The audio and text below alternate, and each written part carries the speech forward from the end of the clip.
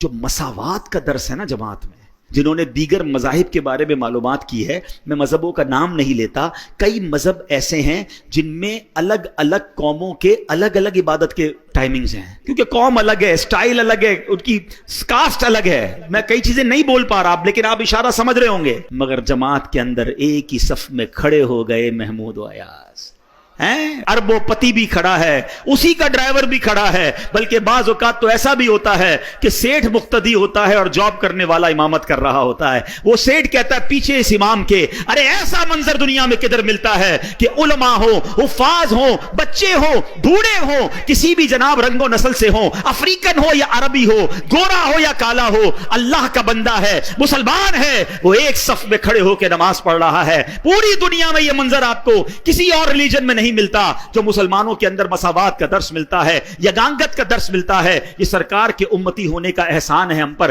جب یہ منظر میرے رب کی رحمت ملاحظہ کرتی ہوگی، کیسی رحمتیں برستی ہوں گی۔ اور نماز قضا ہونے کا تو تصور بھی نہیں ہونا چاہیے، یعنی یہ تو ہماری ڈکشنری میں نہیں ہونا چاہیے کہ نماز بھی قضا ہو سکتی ہے، یہ پاسبل ہی نہیں ہے۔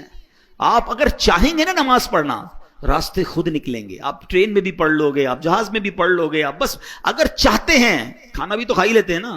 لوگ کہتے ہیں یار 4 نمازیں تو پڑھ لیتے ہیں، فجر نہیں ہو پاتی۔ کیوں بھائی؟ کہتے ہیں آنکھ نہیں کھلتی۔ بڑا عجیب بات ہے، تمہاری فجر میں آنکھ نہیں کھلتی، کبھی ایسا ہوا کہ صبح 7 بجے کی فلائٹ اس لیے مس ہو گئی ہو کہ آنکھ نہ کھلی ہو؟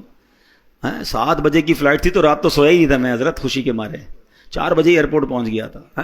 کبھی 8 بجے صبح آفس کی کوئی امپورٹنٹ میٹنگ مس ہو گئی ہو، اسکول پہنچ جاتے ہیں ٹائم پہ، کالج پہنچ جاتے ہیں، نماز ہی مس ہوتی ہے، آفس میٹنگ پوری ہو جاتی ہے، فلائٹ ٹرین سب ملتی ہے۔ اس کا مطلب کیا ہوا کہ جو امپورٹنس فلائٹ کی، ٹرین کی، میٹنگ کی ہے، وہ امپورٹنس آپ کی زندگی میں نماز کی ابھی ہوئی نہیں ہے، ورنہ کچھ بھی ہو جائے نماز کیسے چلی جائے۔